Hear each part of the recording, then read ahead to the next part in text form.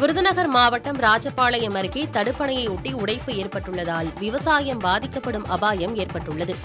மேற்கு தொடர்ச்சி மலையிலிருந்து வரும் தண்ணீர் புத்தூர் மலையை ஒட்டி அமைந்துள்ள தடுப்பணை மூலமாக ஒரு பகுதி அரசநேரி கண்மாய்க்கும் மற்றொரு பகுதி புத்தூர் கண்மாய்க்கும் செல்கிறது. இந்நிலையில் கடந்த ஆண்டு அரசநேரி கண்மாய்க்கு தண்ணீர் பிரிந்து செல்லும் தடுப்பணையை ஒட்டி உடைப்பு ஏற்பட்டதால் தேவி ஆற்றிற்கே நீர் திரும்பி செல்வதாகவும் இதனால் அரசநேரி கண்மாயை சுற்றியுள்ள 60 ஏக்கர் விவசாயத்திற்கு போதுமான நீர் கிடைக்கவில்லை என விவசாயிகள் புகார் கூறுகின்றனர். மேலும் தண்ணீர் வற்றியவுடன் தடுப்பணை சரி செய்யப்படும் என அதிகாரிகள் உறுதியளித்தும் இதுவரை சீரமைக்கப்படவில்லை எனவும் குற்றம் சாட்டுகின்றனர். கம்மாக்கு போயில 60 ஏக்கர் பரப்புல எங்களுக்கு விவசாயம் இருக்கு. அந்த விவசாயத்துக்குள்ள தண்ணி தேவையான தண்ணி வரமாட்டுக்கு.